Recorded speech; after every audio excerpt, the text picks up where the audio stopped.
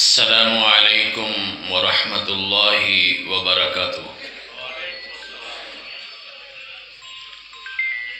الحمد للہ وکفی وسلام علی عبادہ الذین اصطفی۔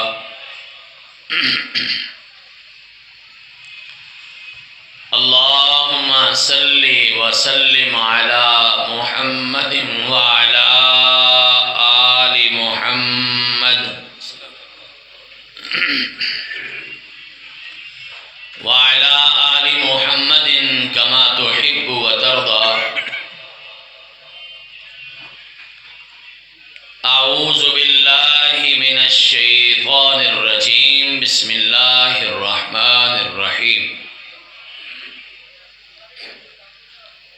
لقد كان لكم في رسول الله أسوة حسنة۔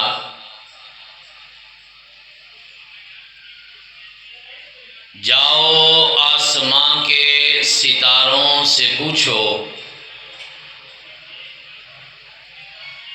جاؤ آسمان کے ستاروں سے پوچھو، چاند کے چمکتے نظاروں سے پوچھو، سورج کے سلگتے شراروں سے پوچھو، پانی کے بہتے دھاروں سے پوچھو، پرندوں کی اڑتی قطاروں سے پوچھو، اور قرآن کے 30 پاروں سے پوچھو۔ کیا محمد سا انسان دو جہاں میں کہیں ہے؟ صلی اللہ علیہ وسلم۔ کیا محمد سا انسان دو جہاں میں کہیں ہے؟ قسم کھا کے بولیں گے سارے کے سارے، نہیں ہے، نہیں ہے، واللہ نہیں ہے۔ اور لوگوں اپنے ایمان سے پوچھو، جاؤ سارے جہاں سے پوچھو، دھرتی کے ہر ایک انسان سے پوچھو، ملت کے ہر ایک مسلمان سے پوچھو۔ پوچھنا ہے تو رب کے قرآن سے پوچھو، ہاں پوچھو رب رحمان سے پوچھو۔ کیا محمد سا انسان دو جہاں میں کہیں ہے؟ قسم کھا کے بولیں گے سارے کے سارے، نہیں ہے، نہیں ہے، واللہ نہیں ہے۔ ایمان سے پوچھو، یقین سے پوچھو، ایمان سے پوچھو، یقین سے پوچھو، حسن سے پوچھو، حسین سے پوچھو، مکان سے پوچھو، مکین سے پوچھو، آسمان سے پوچھو، زمین سے پوچھو، اور پوچھو قرآن مبین سے پوچھو۔ کیا محمد سا انسان دو جہاں میں کہیں ہے؟ قسم کھا کے بولیں گے سارے کے سارے، نہیں ہے، نہیں ہے، واللہ نہیں ہے۔ اور فلک سے پوچھو، افلاک سے پوچھو، ملک سے پوچھو، املاک سے پوچھو، دھرتی کی ساری خاک سے پوچھو، اور تاریخ کے سارے اوراق سے پوچھو، پوچھو قرآن پاک سے پوچھو۔ کیا محمد سا انسان دو جہاں میں کہیں ہے؟ قسم کھا کے بولیں گے سارے کے سارے، نہیں ہے، نہیں ہے، واللہ نہیں ہے۔ ایک چھوٹی سی درخواست ہے، آپ تھوڑا قریب قریب ہو کے بیٹھ جائیں تاکہ بات کرنے کا بھی مزہ آئے اور بات سننے کا بھی مزہ آئے۔ اللہ آپ کو جزائے خیر دے۔ بزرگ سب سے پہلے آگے تشریف لائے ہیں، یہ میرے نوجوان بھائی جو ادھر کہیں بیٹھے ہوئے ہیں۔ ہم نے انشاءاللہ العزیز آج کی اس بابرکت، بامقصد، بارونق مجلس میں اپنے پیارے نبی علیہ السلام کے حوالے سے ایک بڑی فکری اور بڑی ہی پیاری گفتگو کرنا ہے۔ اللہ آپ کا میرا آنا قبول کر لے۔ تعریفات کبریائی، بڑائی، عزت و عظمت، شان و شوکت، بلندی و رفعت، حاکمیت، الوہیت، ربوبیت اور وحدانیت کے پاکیزہ کلمات اللہ وحدہ لا شریک کی ذات بابرکات کے لیے ہیں، جو ساری کائنات کا خالق بھی ہے، مالک بھی ہے، رازق بھی ہے۔ معنی یہ ہے بنانے والا بھی وہی، چلانے والا بھی وہی، اس ساری کائنات کو اس کے انجام تک لے جانے والا بھی اکیلا رب ہے، دوسرا کوئی نہیں ہے۔ ہمارا ایمان اور عقیدہ یہ ہے اس کائنات میں جب کچھ بھی نہیں تھا اللہ اس وقت بھی موجود تھا، اور جب یہ کائنات ختم ہو جائے گی، مٹ جائے گی، ملیا میٹ ہو جائے گی، نیست و نابود ہو جائے گی، اس کائنات میں کچھ بھی باقی نہیں رہے گا، اللہ اس وقت بھی موجود رہے گا۔ معنی یہ ہے اللہ کل بھی زندہ تھا، اللہ آج بھی زندہ ہے، اور اللہ کل بھی زندہ رہے گا انشاءاللہ۔ انشاءاللہ حضرات، جو آیت کریمہ میں نے آپ کے سامنے خطبہ میں تلاوت کی ہے، یہ قرآن مجید کی چند مشہور آیات میں سے ایک آیت ہے۔ جلسہ ہو، کانفرنس ہو، اجتماع ہو، کوئی مجلس ہو، کوئی محفل ہو، کوئی کانفرنس یا کوئی لمبا چوڑا پروگرام ہو، شاید ہی کوئی پروگرام ایسا ہو جس میں یہ آیت کریمہ تلاوت نہ کی جاتی ہو۔ لَقَدْ كَانَ لَكُمْ فِي رَسُولِ اللَّهِ أُسْوَةٌ حَسَنَةٌ۔ اور پروگرام اہل الحدیث کریں، اہل سنت کریں، دیوبندی بھائی کریں، کوئی تیسرا چوتھا کرے، ہر کوئی اس آیت کریمہ کو پڑھتا ہے، حوالہ دیتا ہے، اس کا ذکر ضرور کرتا ہے۔ اور مزے کی بات یہ ہے کہ عام لوگوں کو بھی اس کا آیت کا ترجمہ اور اس کا معنی و مفہوم پتہ ہے۔ لَقَدْ كَانَ لَكُمْ فِي رَسُولِ اللَّهِ أُسْوَةٌ حَسَنَةٌ، بے شک رسول کائنات علیہ السلام کی زندگی اس کائنات کے ہر انسان کے لیے بہترین نمونہ ہے۔ آپ ایک بات پہ غور کریں، انبیاء کرام کی ساری تاریخ پڑھیں، 1,24,000 انبیاء کرام کی سیرت کو پڑھیں۔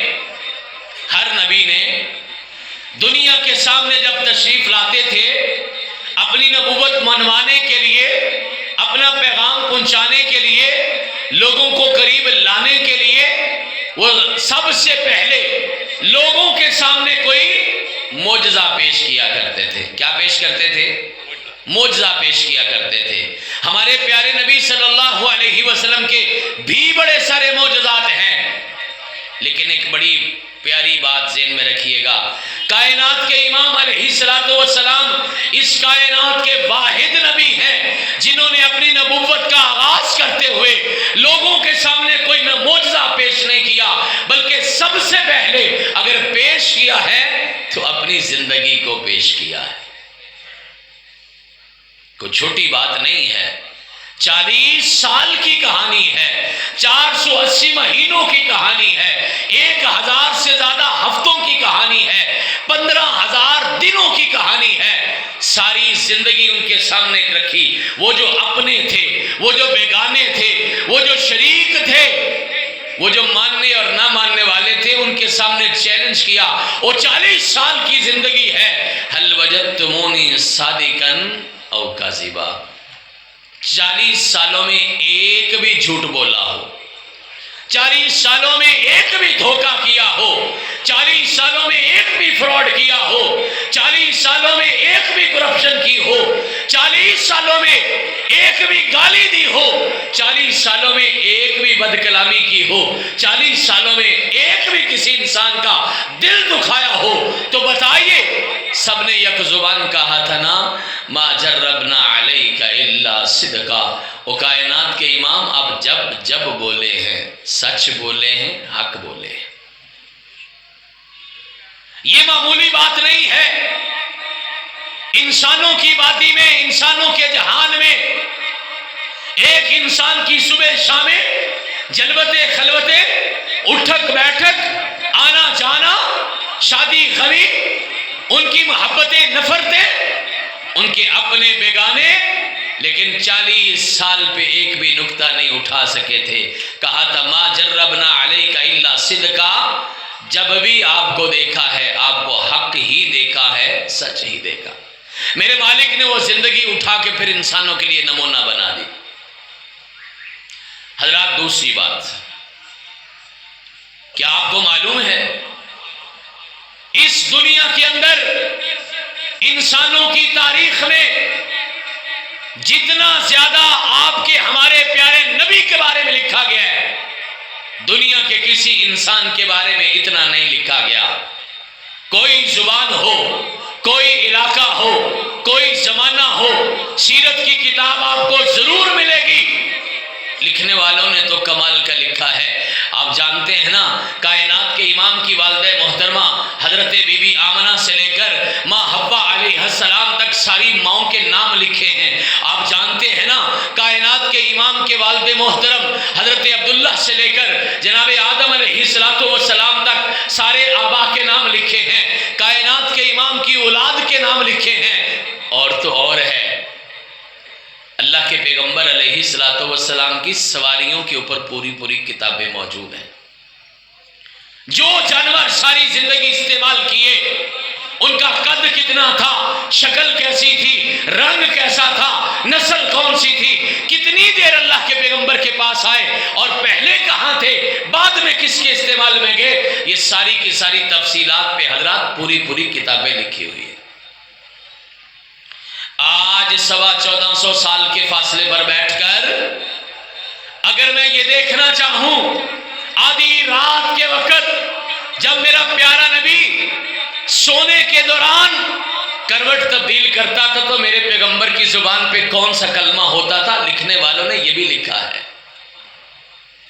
میرے پیارے نبی علیہ السلام کے الفاظ لکھے، انداز لکھے، ان کے باس لکھے، ان کی سیرت لکھی، ان کا کردار لکھا۔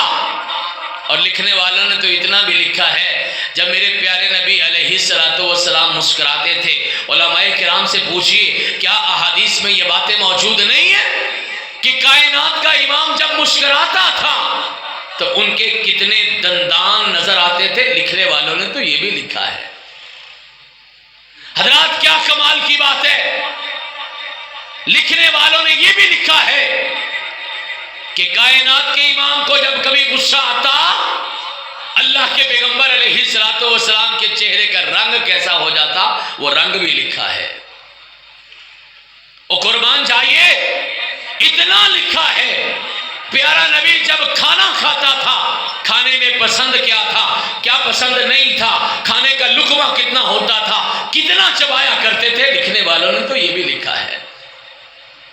ساری زندگی میں 14 خط لکھے ہیں، بادشاہوں کو، لوگوں کو 14 خط لکھے ہیں، اور سیرت کی کتابوں میں سارے کے سارے خط موجود ہیں۔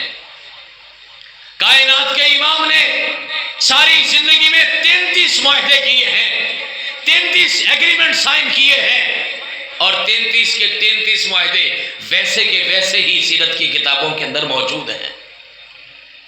کائنات کے امام علیہ السلام نے ساری زندگی میں 104 فیصلے کیے ہیں۔ کتنے فیصلے کیے ہیں؟ 104 فیصلے کیے ہیں، جھگڑوں کے، معاملات کے، لوگوں کے، افراد کے، قبیلوں کے، علاقوں کے، اور 104 کے 4 سیرت کی کتابوں کے اندر لکھے ہوئے موجود ہیں۔ کیا آپ کو معلوم ہے لکھنے والوں نے کتنا لکھا ہے؟ آپ کے اسی شہر لاہور میں منصورہ ملتان چنگی کے سامنے حبیب پارک ایک چھوٹا سا علاقہ ہے، وہاں پر ایک بندے کی ذاتی لائبریری موجود ہے۔ 4 منزلہ عمارت ہے، ذاتی لائبریری ہے، بیت الحکمت نام ہے، اور اس کے بانی جن کی لائبریری ہے، اللہ ان کے درجات بلند کرے، پروفیسر ڈاکٹر عبدالجبار شاکر رحمت اللہ علیہ۔ میں نے خود اس لائبریری میں دیکھا ہے، اتنی بڑی 2 کتابیں انہوں نے مجھے عربی زبان میں دکھائی، فرماتے ہیں یہ صرف اللہ کے پیغمبر کی تلواروں پہ لکھی گئی ہے۔ کیا کمال کا لکھا ہے! 1,00,000 کتاب ہے اس لائبریری کے اندر، دنیا کی سیرت کی بہت بڑی لائبریری ہے، 7,500 کتابیں اس لائبریری میں ایسی موجود ہیں جو دنیا میں کہیں شائع نہیں ہوئی، لوگوں نے لکھی، چھپوا نہیں سکے، اپنے گھر میں رکھ کے بیٹھے رہے، انہوں نے سفر کیا، جگہ جگہ گئے اور 7,500 وہ کتابیں لا کے انہوں نے اپنی لائبریری میں رکھی۔ حضرات، اللہ کا کتنا ہی احسان ہے، وہ جس نبی کی زندگی کو قیامت تک نمونہ بنایا نا، اس نبی کے بارے میں ایک ایک چیز محفوظ کر دی۔ نبی علیہ السلام کی زندگی کے حوالے سے 3 چیزیں بڑی اہم ہیں۔ نمبر 1 قرآن پاک، نمبر 2 احادیث، اور نمبر 3 کائنات کے امام کی سیرت۔ اور کیا آپ نہیں جانتے، قرآن مجید جیسے 1450 سال پہلے نازل ہوا تھا، قرآن مجید اپنے 30 پاروں، اپنی 114 سورتوں، اپنے 557 رکوعات، اپنی تقریباً 6,500 آیات، اپنے تقریباً 78,000 الفاظ اور 3,23,897 حروف کے ساتھ ویسے کا ویسا موجود ہے جیسے آج سے 1450 سال پہلے آسمان سے نازل ہوا تھا۔ کیا یہ معمولی بات ہے؟ پھر کہنے والے نے سچ کہا نا کہ شاہوں کو بدلتے دیکھا ہے، شاہی کو بدلتے دیکھا ہے، اسلام کی کشتی کا مگر سلطان نہ بدلا جائے گا۔ ہاں لوگوں، لاکھ بدلے گا زمانہ مگر قرآن نہ بدلا جائے گا۔ قرآن بھی محفوظ ہے۔ کیا ہم نہیں جانتے کائنات کے امام علیہ السلام نے جو بولا وہ بھی لکھا ہوا، جو کیا وہ بھی لکھا ہوا؟ اور میں آپ سے ایک بڑی خوبصورت بات آپ کی جھولیوں میں ڈالوں، کیا کمال کی بات ہے، وہ میرے نبی جب بولے بھی نہیں، کیا بھی نہیں، چپ رہے، میرے پیغمبر کی خاموشی بھی لکھی ہوئی ہے۔ شاید آپ جانتے ہیں میرا پیارا نبی کچھ بولے تو بھی دین بنتا ہے، پیارے نبی اگر کچھ کریں تو بھی دین بنتا ہے، اور میرا نبی چپ رہے۔ 1,00,000 کے قریب حدیث ہے، اگر تکرار نکال بھی دیا جائے تو 1,00,000 کے قریب حدیث ہے جسے محدثین نے حدیث کی کتابوں میں جمع کیا ہے۔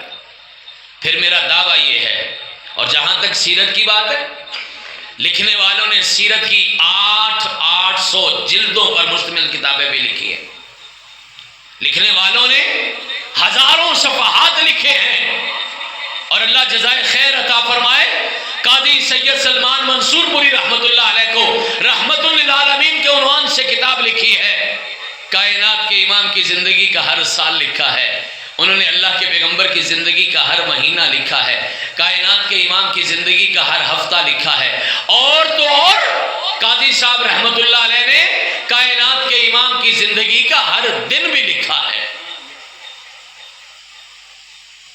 جی حضرات، پھر میں نے صحیح کہا نا، جتنا کائنات کے امام علیہ السلام کے بارے میں لکھا ہے اتنا تو کسی کے بارے میں نہیں لکھا۔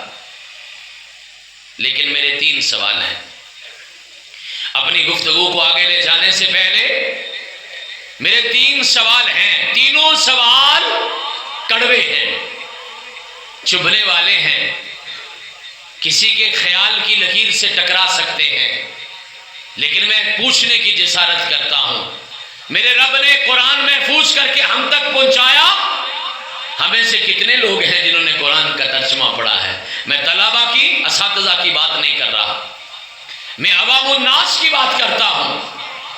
کتنے لوگ ہیں جنہوں نے اللہ کے قرآن کا ترجمہ پڑھا ہے؟ کیا اس امت کو کوئی فکر ہے؟ اخبار بھی پڑھ لی، رسالے بھی پڑھ لیے، ڈائجسٹ بھی پڑھ لیے، انگریزوں کا لکھا بھی پڑھ لیا، بیگانوں کا کہا بھی پڑھ لیا، اپنی فزکس، کیمسٹری، بایو میتھمیٹکس بھی پڑھ لی، لیکن نہیں پڑھا تو اللہ کے قرآن کا ترجمہ نہیں پڑھا۔ جن میرے پیارے بھائیوں نے نہیں پڑھا، آج کی مجلس کا بڑا خوبصورت فائدہ ہونا، یہاں بیٹھے بیٹھے میں ہاتھ کھڑے نہیں کرواؤں گا، لیکن ارادہ کرے نا، وہ سونے رب سے وعدہ کرے نا، انشاءاللہ اللہ کے قرآن کا ترجمہ لازمی پڑھیں گے نا انشاءاللہ اللہ کی توفیق سے۔ دوسرا سوال، اور یہ بھی اساتذہ طلباء کے لیے نہیں ہے، یہ سوال بھی عوام الناس کے لیے ہے۔ کتنے لوگ ایسے ہیں جن کا کلمہ پڑھا ہے، جن سے محبت کا دعویٰ کرتے ہو، اپنی محبتوں کے نعرے لگاتے ہو، حرمت رسول پہ جان بھی قربان ہے، اپنی محبتوں کا دعویٰ کرتے ہو، جو ہونا عشق مصطفیٰ تو زندگی فضول ہے، اپنی محبتوں کا دعویٰ کرتے ہو کہ صدقے کبھی جاتے ہو، لیکن عوام بتائے نا، اساتذہ طلباء کی بات نہیں کر رہا، کتنے لوگ ایسے ہیں جنہوں نے حدیث کی کوئی ایک کتاب مکمل پڑھی ہے؟ چھوڑیے، جو ہوا سو ہوا، گون از گون، جو ہو چکا سو ہو چکا۔ آج پھر ارادہ کریے نا، میری چھوٹی سی ملاقات میں آج اپنے رب سے وعدہ کریے نا، انشاءاللہ ایک حدیث کی کتاب لازمی پڑھیں گے نا۔ میرے پیارے بھائیوں، مجلس جیسی بھی ہو، پیغام اصل بات ہے۔ اس مختصر سی مجلس میں پیغام یہ ہے، اللہ کا قرآن کا ترجمہ پڑھیے، کائنات کے امام کی حدیث کی کوئی ایک کتاب لازمی پڑھیے۔ اور تیسرا سوال،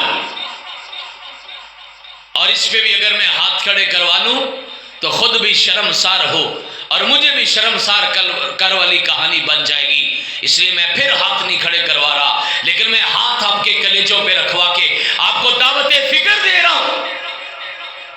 وہ اتنی کتابیں سیرت کی لکھی گئی ہیں، تب سے لکھی گئی، آج تک لکھی گئی، ہر زبان میں لکھی گئی، ہر انداز میں لکھی گئی، اور لکھنے والوں نے تو ایسا کمال کا لکھا ہے۔ آپ کے کراچی کے شہر سے ایک کتاب شائع ہوئی ہے، کتاب کا نام ہے ہادی عالم، سیرت النبی صلی اللہ علیہ وسلم کی کتاب ہے، مکتبہ دیوبند کے ولی محمد رحمت اللہ علیہ نے لکھی ہے، ابھی 2-3 سال پہلے ان کی وفات ہوئی ہے۔ انہوں نے لکھا ہے، 439 صفحے کی کتاب ہے، اور ساری کتاب پر انہوں نے ایک بھی نکتے والا لفظ استعمال نہیں کیا، ساری کتاب بغیر نکتوں کے لکھی ہے۔ لکھنے والے تو لکھتے رہے، کمال کا لکھتے رہے۔ وہ کسی نے کہا تھا، ایک تمہیں ہی پڑھنے کی فرصت نہیں، ورنہ ہم تو تیرے شہر میں اخبار بنے پھرتے ہیں۔ پھر ارادہ کریے، سننے والوں وعدہ کریے، انشاءاللہ کائنات کے امام کی زندگی پر سیرت کی کوئی ایک کتاب لازمی پڑھیں گے۔ جس بندے کو دین سے پیار ہے، جس بندے کو دین سے محبت ہے، جو کائنات کے امام سے سچی محبت کرتا ہے، میری درخواست یہ ہے، وہ یہ 3 کام لازمی کرے۔ قرآن پاک کا کم از کم ترجمہ پڑھے، حدیث کی کوئی ایک کتاب مکمل پڑھے، اور سیرت کی کوئی ایک کتاب مکمل پڑھے۔ میں تو دکھ دل کے ساتھ یہ بھی کہہ سکتا ہوں، شاید ہمارے گھروں میں کئی گھر ایسے ہیں، اہل حدیثوں کے گھر ہیں، اہل سنت والوں کے گھر ہیں، جن کے گھر میں ترجمے والا قرآن ہی موجود نہیں ہے۔ کئی گھر ایسے ہیں جن کے گھر میں حدیث کی کوئی کتاب ہی موجود نہیں ہے۔ اور کئی گھرانے ایسے ہیں کہ جن کے گھر میں سیرت النبی کی کوئی کتاب ہی موجود نہیں ہے۔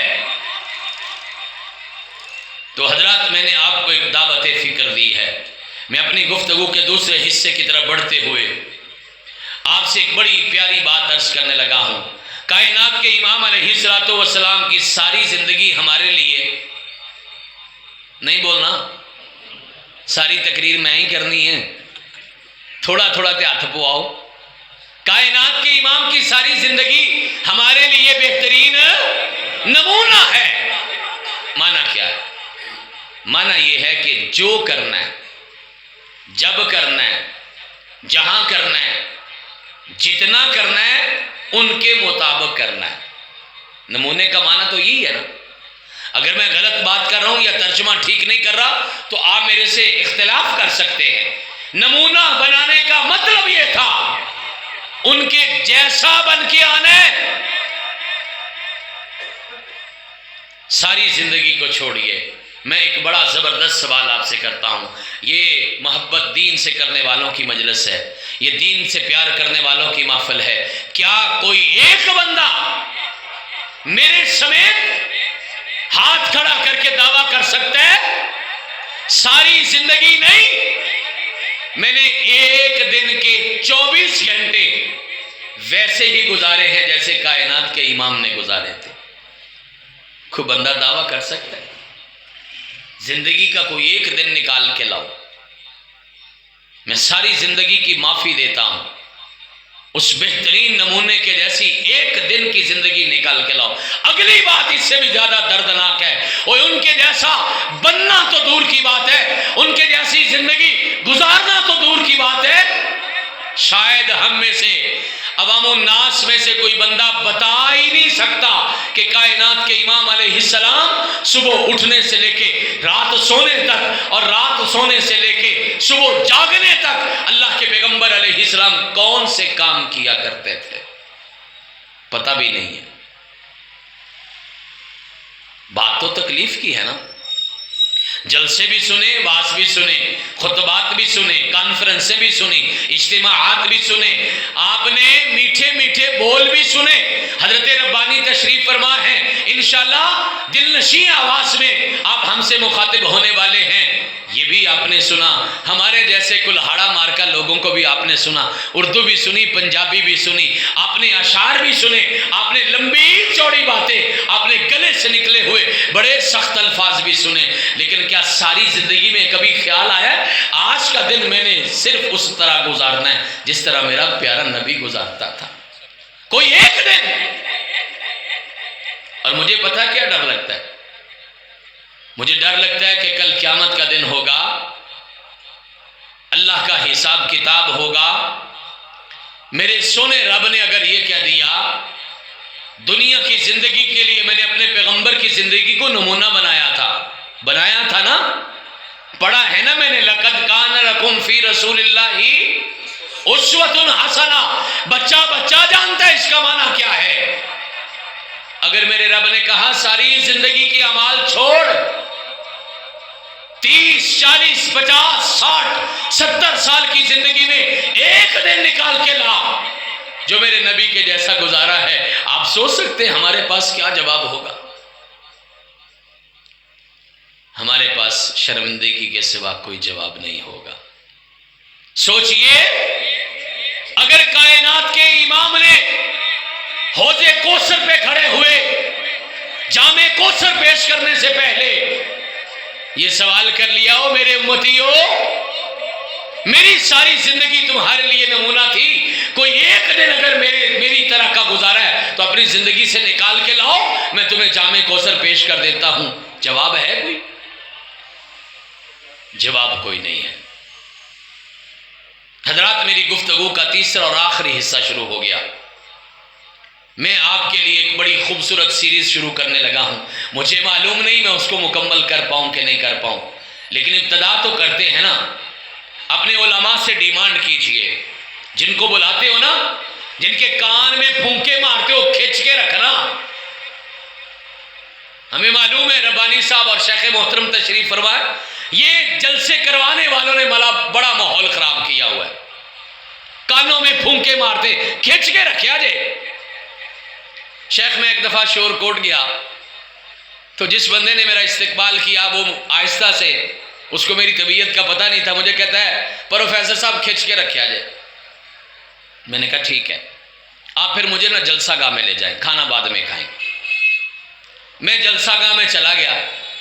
میں نے وہاں کے سٹیج والوں کی، وہاں کے عوام کی، وہاں کی انتظامیہ کی غلطیاں جو وہ کر رہے تھے نا، وہ ساری میں نوٹ کرتا رہا اللہ کی توفیق سے.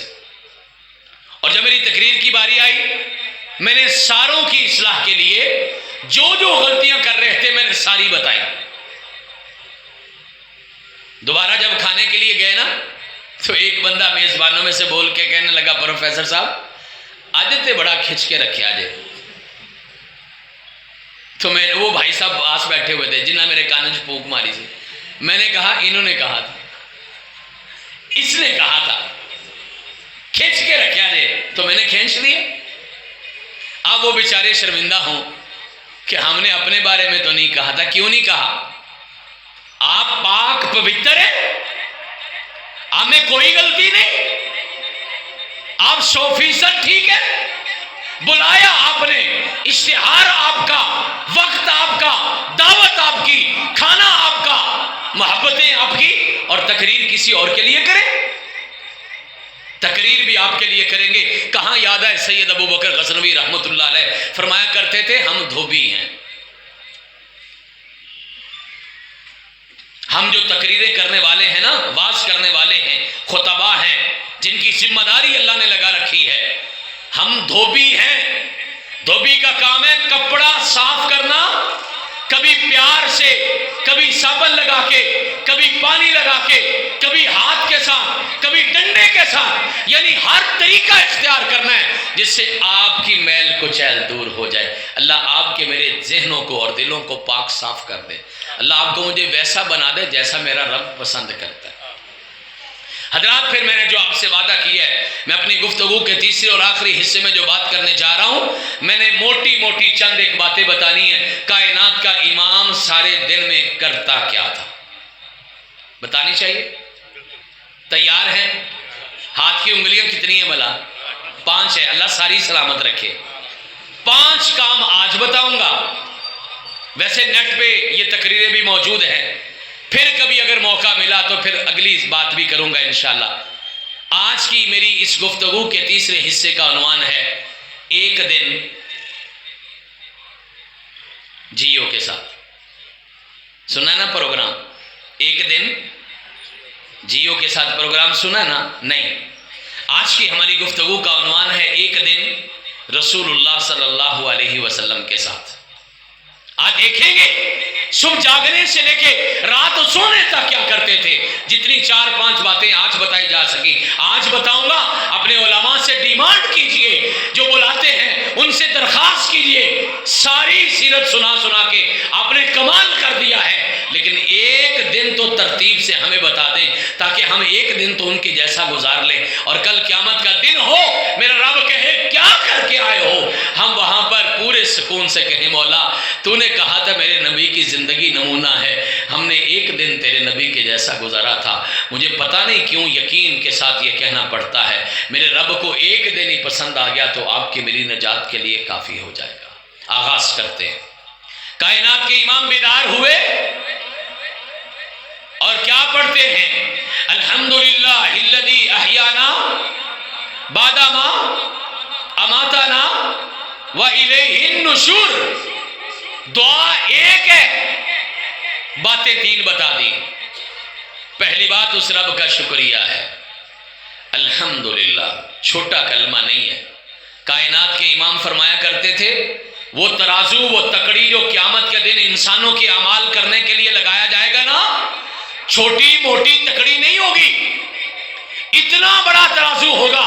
اگر 7 آسمان اور 7 زمینیں یعنی 14 طبق یہ سارے کے سارے اس ترازو میں ڈال دیا جائے تو یہ سارے کے سارے اس کے ایک پلڑے میں آ سکتے ہیں، اتنا بڑا ترازو ہوگا۔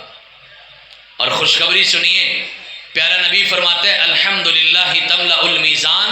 مسلمان کا بچہ بچی، مسلمان بندہ خاتون مرد عورت ایک بار زبان سے الحمدللہ کہتا ہے نا، میرا رب اتنا راضی ہوتا ہے، اتنا راضی ہوتا ہے، اس ایک کلمے کا اتنا ثواب دیتا ہے کہ ایک کلمے کی نیکیوں سے سارے کا سارا ترازو قیامت والے دن بھر جائے گا۔ یہ حدیث کا ترجمہ ہے، میری سوچ نہیں ہے۔ اور رب راضی بھی بڑا ہوتا ہے۔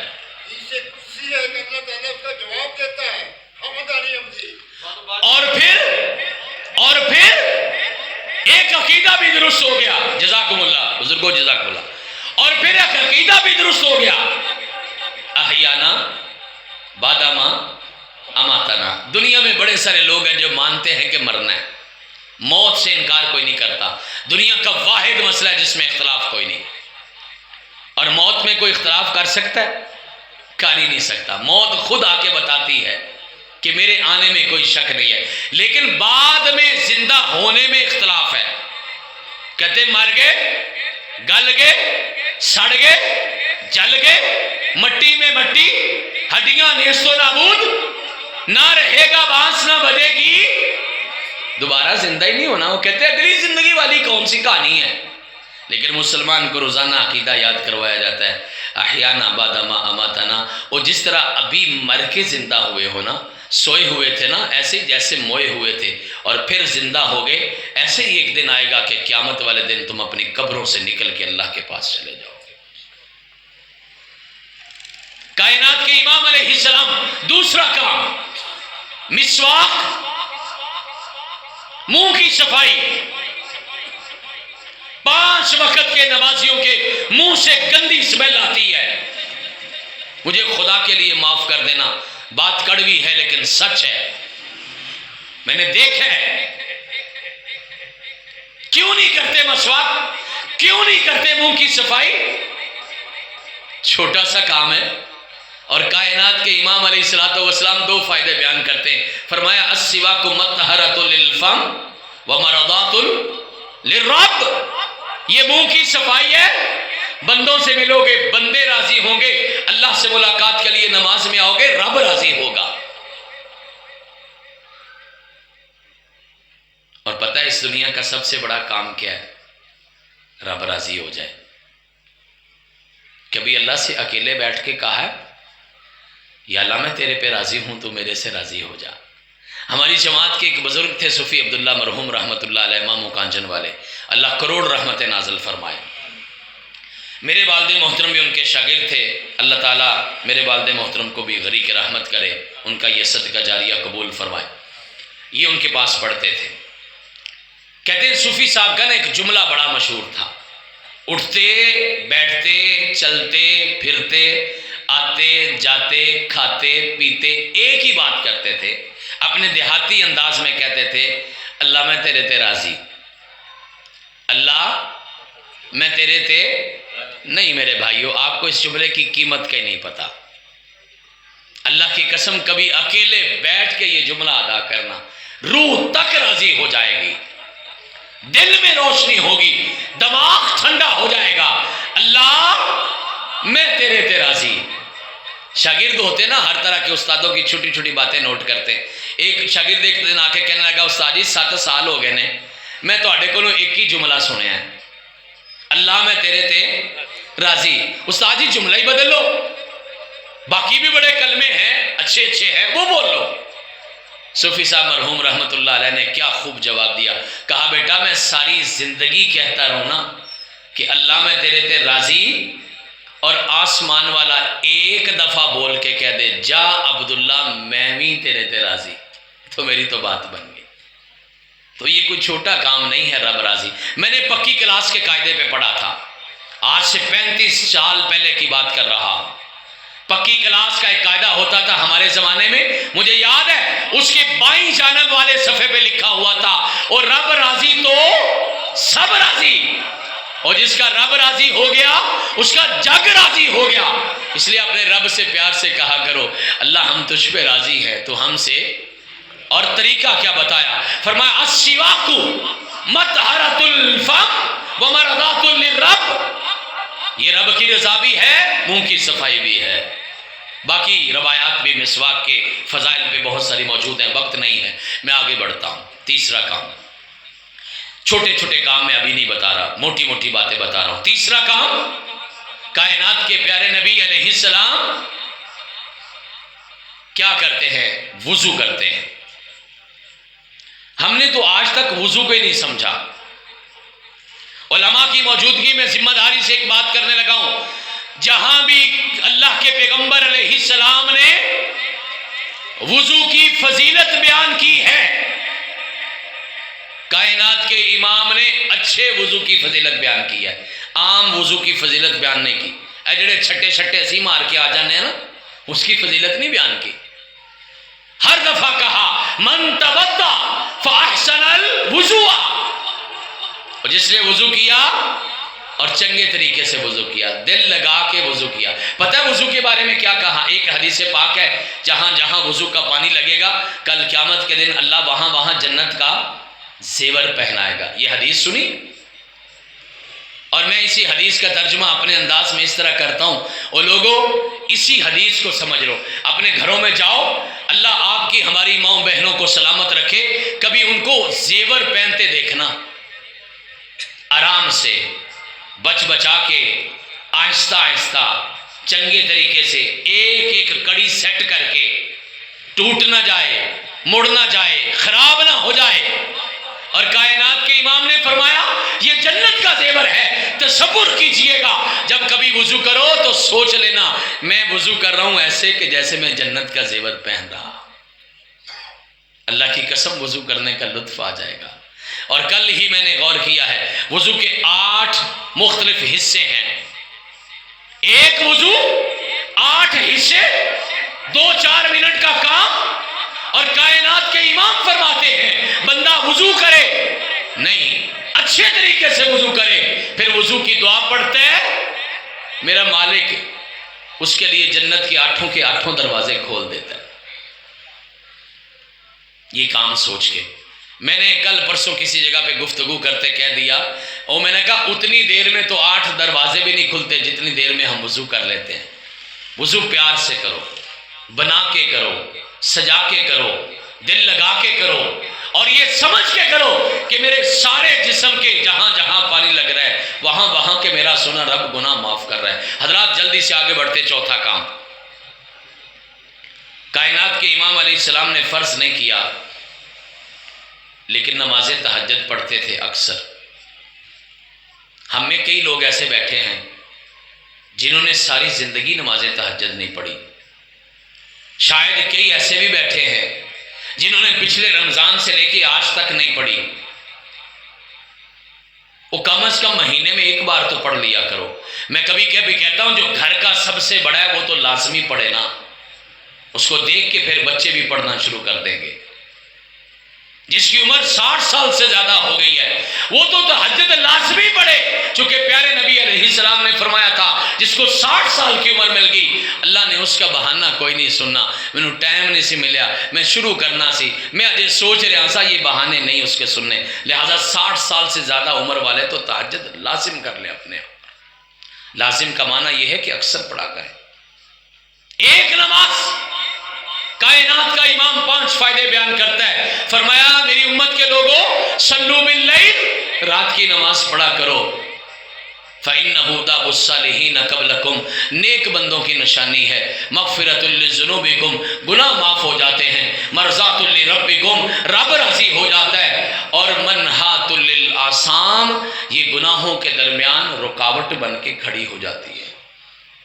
اور فرمایا جسم کی بیماریوں کا بھی علاج اللہ نے نماز تہجد میں کیا ہے۔ قرآن کہتا ہے اِنَّ نَاشِئَةَ اللَّيْلِ هِیَ أَشَدُّ وَطْئًا وَأَقْوَمُ قِیلًا، اللہ زبان میں بھی زور پیدا کرے گا، اللہ جسم میں بھی طاقت پیدا کرے گا، اللہ جسم میں صحت پیدا کرے گا، کب کہ جب نماز تہجد پڑھو گے۔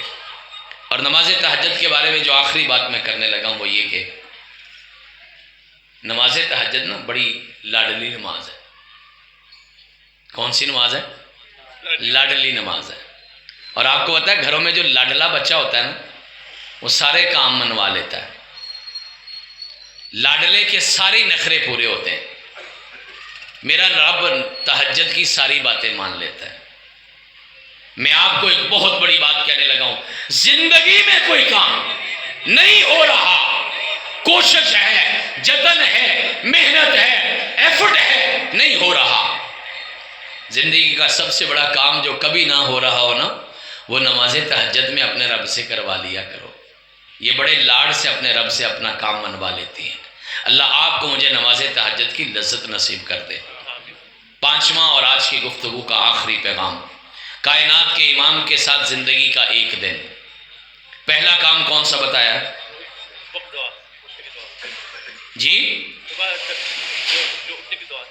جاگنے کی دعا پڑھ دیں۔ دوسرا کام میں کیا بتایا تھا؟ دوسرا کام یہ بتایا کہ آپ نے مسواک کی۔ تیسرا کام بتایا کہ وضو اچھے طریقے سے کیا۔ چوتھا کام یہ بتایا کہ کائنات کے امام اکثر تہجد پڑھا کرتے تھے۔ 5واں اور آخری کام، نماز فجر جماعت کے ساتھ، نماز چھوڑنے کی کوئی گنجائش ہے ہی نہیں۔ فرمایا میری امت کے لوگوں صلی قائمہ، کھڑے ہو کے نماز پڑھو۔ طبیعت ٹھیک نہیں ہے فَإِن لَمْ تَسْتَطِعْ فَقَاعِدًا، تو بیٹھ کے نماز پڑھ لو۔ چھوڑنی نہیں ہے. فَإِن لَمْ تَسْتَطِعْ فَعَلَىٰ جَنْبٍ، اگر بیٹھنے کی بھی ہمت نہیں ہے اپنے پہلو پہ لیٹ کے پڑھ لو. چھوڑنی پھر بھی نہیں ہے. پھر کہا فَإِن لَمْ تَسْتَطِعْ فَأَوْمِئِ مَعَ، اگر آپ پہلو کے بل بھی لیٹ کے نہیں پڑھ سکتے تو اشاروں سے پڑھ لو. جنگ لگی ہوئی ہے، دشمن سامنے کھڑا ہے. اسلام کا اصول یہ ہے آپ نے نماز وہاں بھی پڑھنی ہے، بے شک چلتے چلتے ایک رکعت پڑھنی ہے. گھروں کے گھر بے نماز ہیں، نسلوں کی نسلیں بے نماز ہیں. خدا کا واسطہ دے کے کہتا ہوں اپنی اولاد کو نمازی بنا کے جاؤ. کچھ باتیں زمین کے اوپر سمجھ نہیں آتی، زمین کے اندر سمجھ آئیں گی. کچھ باتیں کھلی آنکھوں سے سمجھ نہیں آتی، آنکھیں بند ہو جائیں گی تو سمجھ آئیں گی. اللہ آپ کی میری نسلوں کو نمازی بنا دے. اللہ ہمیں نماز کی لذت عطا کر دے. اللہ ہمیں نماز کا لطف عطا کر دے. جس دن نماز کا حقیقی لذت مل گئی نا، اللہ کی قسم سجدے سے سر اٹھانے کو دل نہیں کرے گا، سلام پھیرنے کو دل نہیں کرے گا. اتنی پیاری ملاقات چھوڑ کے جانے کا کس کا دل کرے گا؟ اللہ آپ کو اور مجھے عمل کی توفیق عطا فرمائے. آج کی اس ملاقات پہ شکر گزار ہوں اپنے پیارے بھائیوں نعیم الحق سلفی صاحب کا، ہمارے آپ کے سب کے جانے پہچانے محترم بھائی جناب حافظ عبد الماجد سلفی صاحب کا، اور اسی طرح ان کے برادران کا، اس مسجد کے جو انتظامیہ کے اور ادارے کے بچے ہیں ان سب کا شکر گزار ہوں. اللہ پاک، یہ میرے لیے بڑی سعادت ہے کہ اس مرکز میں بیٹھ کے میں آپ سے گفتگو کر رہا ہوں، ورنہ الحمدللہ جگہ جگہ پہ جانے کا موقع ملتا ہے. کل اور آج میں ہی 7 پروگرام کر کے ابھی آج شام 7:15 بجے واپس لوٹا ہوں. اللہ کی توفیق سے ہوتا ہے. لیکن یہاں میرے لیے سعادت اس لیے بڑی ہے کہ میرے 2 بیٹے حافظ توصیف عمر اور میرا پیارا بیٹا حافظ ہی کہہ دیتا ہوں، آپ آمین کہہ دیں، حافظ حارث عمر جو ہے وہ اس مدرسے کا طالب علم ہے. ہم یہاں سے فیض حاصل کرتے ہیں. یہ ہمارے لیے بڑے پیار کا مرکز ہے. اتنے ہی پیار سے دعا کریں اللہ اس کو تا قیامت آباد فرما. اللہ جو اس کو آباد کر کے گئے نا، اللہ ان کی قبروں کو بارونق بنا دے. اللہ ان کی اگلی منزلوں کو آسان کر دے. اللہ ان کے لیے اعلیٰ علیین میں اللہ ان کے درجے بنا دے. مولا قدم قدم دم دم ہر وقت ہر لمحہ یہ صدقہ جاریہ ان کا قبول و منظور فرما. وآخر دعوانا ان الحمدللہ رب العالمین.